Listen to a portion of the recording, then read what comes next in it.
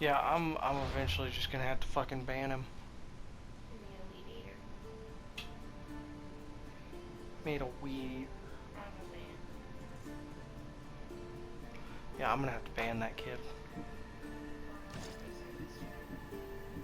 He just, when he joins, he talks about his fucking racing series that literally I could give 2 fucks less. He's like, I had to eliminate 4 cars today for my series. I was like, ah, I see. And you would have thought, like, you know, that's like a sign, like the tone, and then he's like, so what's the purpose of this game even?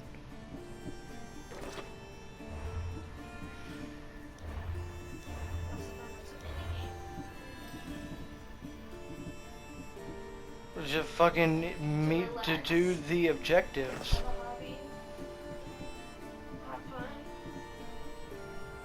Yeah, but he was just like, had to eliminate 4 cars. I'm gonna be taking a hiatus from doing the series for a little bit.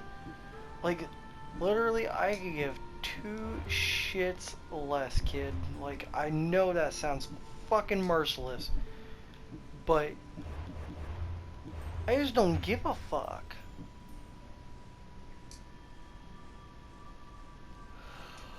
Like, is that mean to me to say?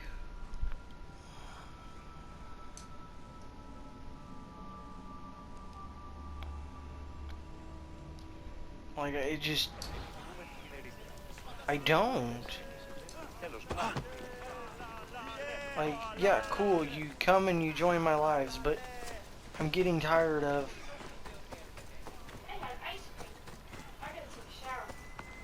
Yeah, shit like that. No, because it's fucking weird.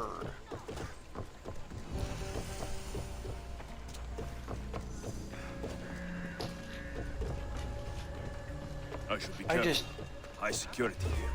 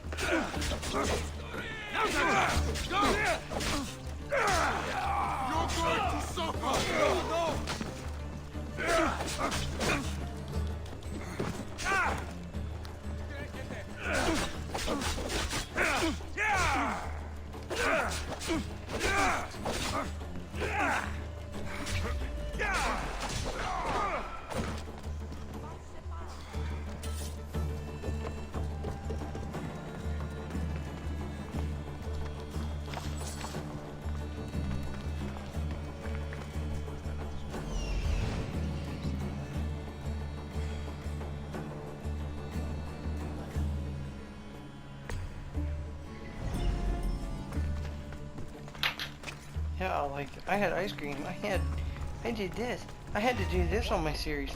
Like, I don't give a fuck.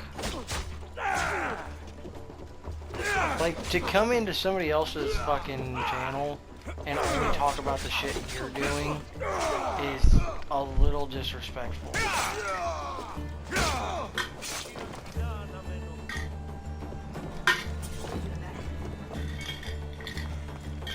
He's got like fucking 35 subscribers. Oh, did you check? I thought you said he was on 100 something. I'm pretty sure he used money to buy a bot. There's no way 100 and some odd people fucking are that interested in watching him put cars on a track and send it down a track. That's...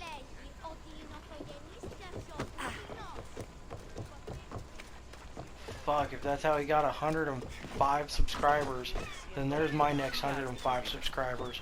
I'll go get a fucking Mario Kart track and set cars up on it and be like, oh, there you go, here's the race series, guys.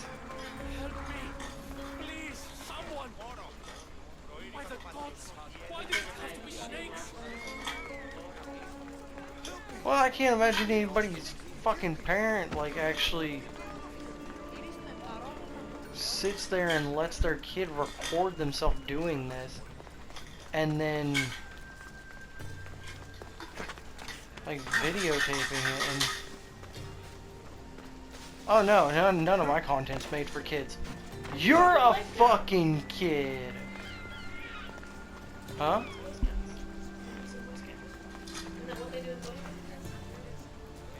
Honey, have you seen his channel? No.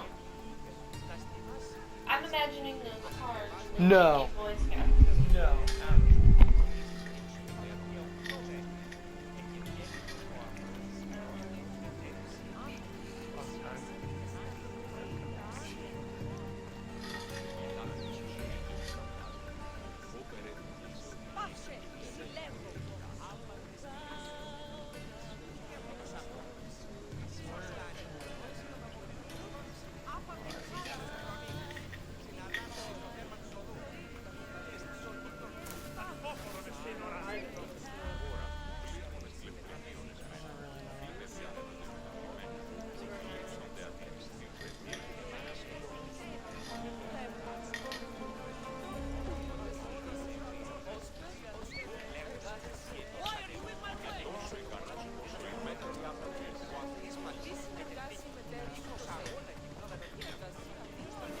I took him off my YouTube.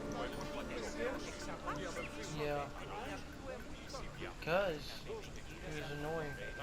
It's 1 mile circuit.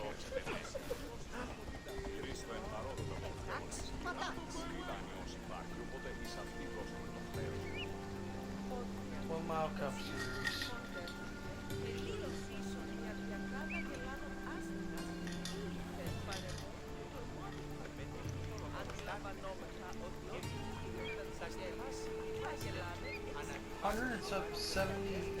Or 107 subscribers, and he does this. You can do that.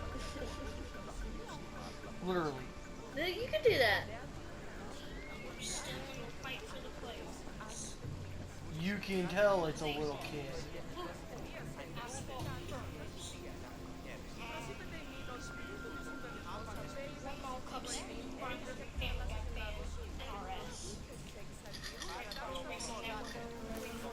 There you are.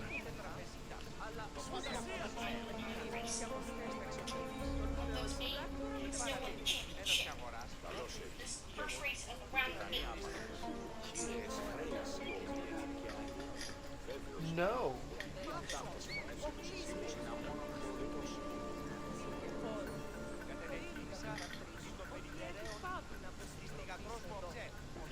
Oh, somebody reported TP to the fucking IRS. What did you do?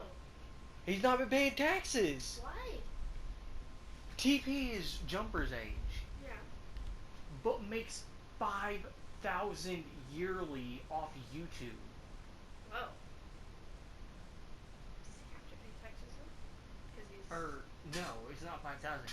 Last year he hit right at the peak where you have to report it, and he didn't fucking report it, and he shared. This dumb motherfucker shared. He goes, yeah. Dito tutto.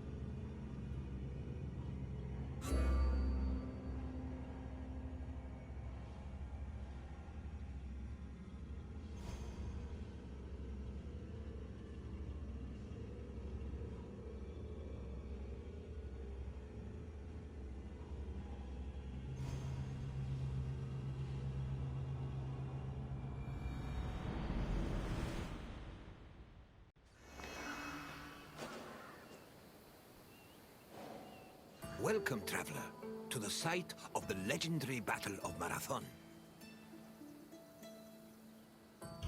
My name is Herodotus, and I am a traveler from Hyrcanassus. I retrace the cause of various events, such as wars and great calamities. I describe what I see and record what I'm told, all with the aim of providing a better understanding of why these things occur. Look for me to introduce you to many sites. It's truly incredible that such a small place would have such tremendous significance. But then again, even the tiniest pebble can send ripples through the water. Marathon was the location of one of the greatest battles in Greek history. It was here where Athenians made a stand against the might of an imposing Persian fleet. Your visit will take you through the causes of the conflict, the battle itself, and its far-reaching consequences. I will see you again once you're through. Farewell for now.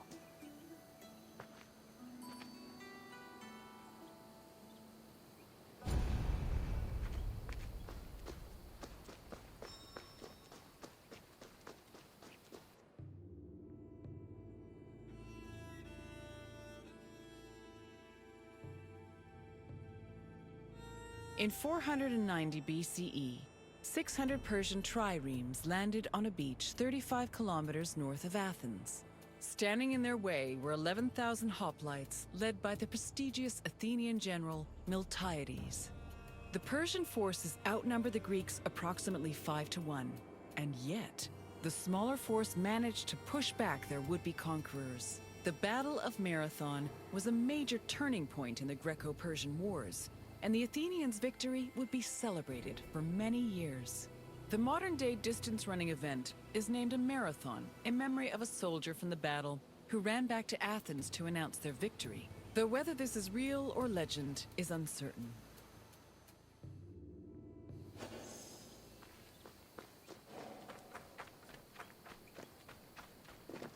The Persians wanted to invade Greece in part due to its rich silver mines. In 545 BCE, they came closer to this goal after their victory over Croesus, the king of Lydia. The victory forced some Greek populations in Asia Minor to surrender and gave the Persians a solid foothold to carry out a large-scale invasion. In 494 BCE, the city of Miletus revolted against its Persian rulers. They were aided by Athens and the nearby city of Eretria, and even burned down an important Persian temple. The Persian king Darius was enraged by their sacrilege, and in 491 BCE, sent messengers to the Greek cities demanding their submission. Athens and Sparta killed the Persian messengers, goading Darius to invade. The Persians began their attacks, first capturing the city of Naxos and enslaving its inhabitants, then taking the city of Eretria. Filled with confidence from their string of victories, the Persians set their sights on Athens.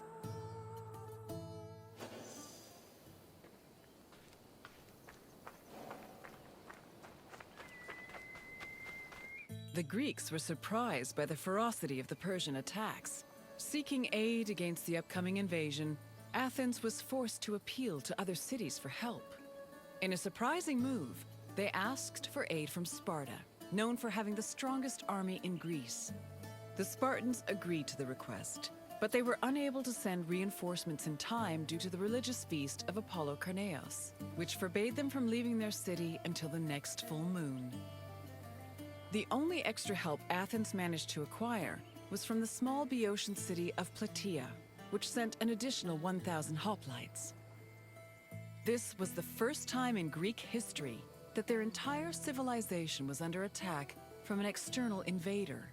Despite sharing the same language and same religion, Greek city-states had often warred amongst themselves. The Persian invasion was the first time they realized the necessity of collective action to ensure their survival.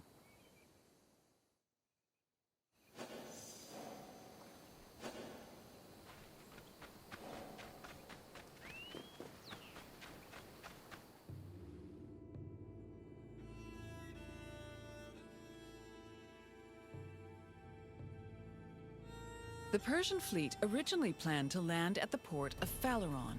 However, the exiled Athenian tyrant Hippias, who sided with the Persians, advised them to land at Marathon instead, where it would be easier to deploy cavalry. The Athenians were unaware of the Persian battle plans and left Marathon undefended. This allowed the Persians to quietly set up camp on the beach, while Athens scrambled to mount a defense.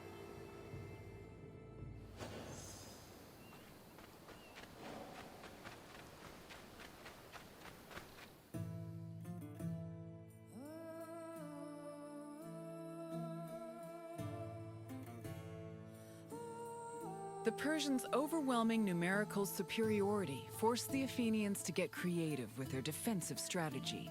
The city sent 10,000 hoplites, along with the extra 1,000 Plataean reinforcements, to a hill located above the Persian encampment. Once in position, Athenians had to decide whether to wait for the Persians to attack or to strike them first. Athens' strategists believed the former option was better, but the general Miltiades believed a first strike was more advantageous, as the Persians had their backs to the sea. In the end, Miltiades' opinion prevailed, and the Greeks made their move.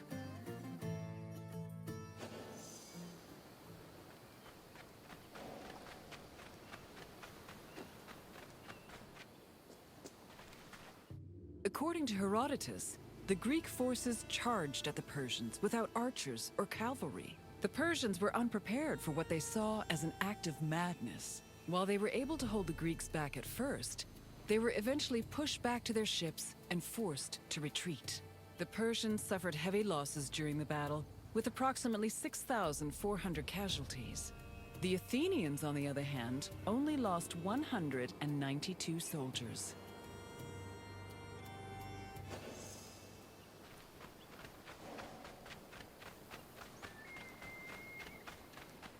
The victory at Marathon was considered miraculous. The Greeks attributed this miracle to the appearance of legendary heroes who they allegedly saw return from the dead to fight at their side in defense of the city.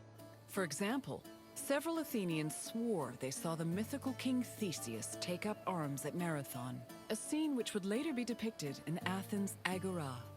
Similarly, some hoplites attested that Heracles appeared at Marathon, clad in his lion's skin and wielding a club. The supposed appearance of these heroes helped elevate the Battle of Marathon to a legendary status among the Greek people.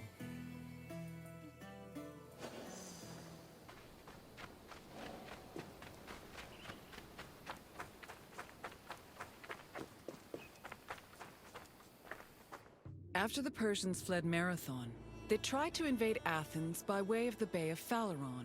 However, this gave the Athenians time to return to their city and mount a proper defense. Fearing further losses, the admiral of the Persian fleet called off their attack, and the Persians returned to their empire. Darius was furious at the campaign's failure and decided to seek vengeance in a retaliatory expedition from both land and sea. Meanwhile, Sparta begrudgingly congratulated Athens on their victory.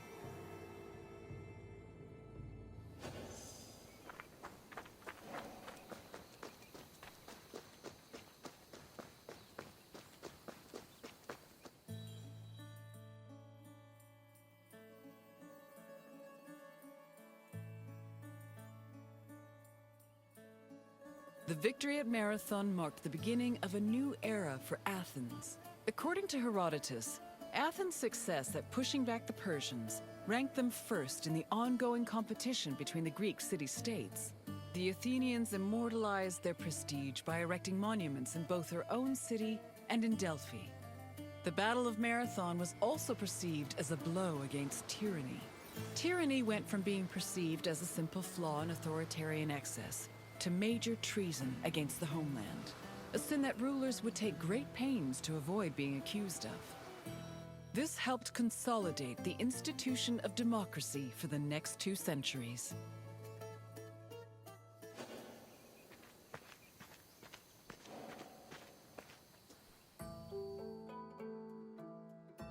I hope you enjoyed this look into the famous Battle of Marathon.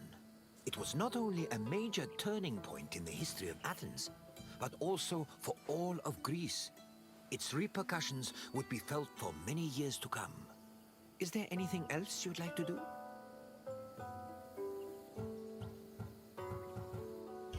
Of course. Let's start with a simple question. Which Athenian general led the Greek forces at Marathon?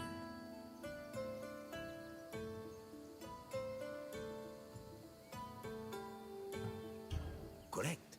Miltiades led the forces at Marathon, and it was his strategy that helped the Greeks push the Persians back.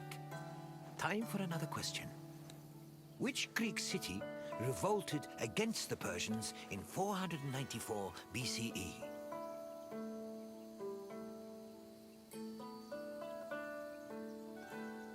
No, I'm afraid Naxos was taken by the Persian fleet on their way to Athens. Try another answer.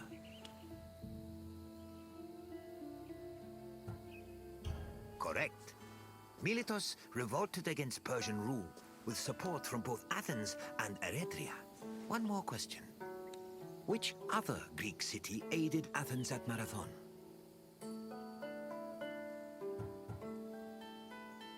Yes, Plataea sent 1,000 Obides to aid the Athenian forces. Well done, traveler.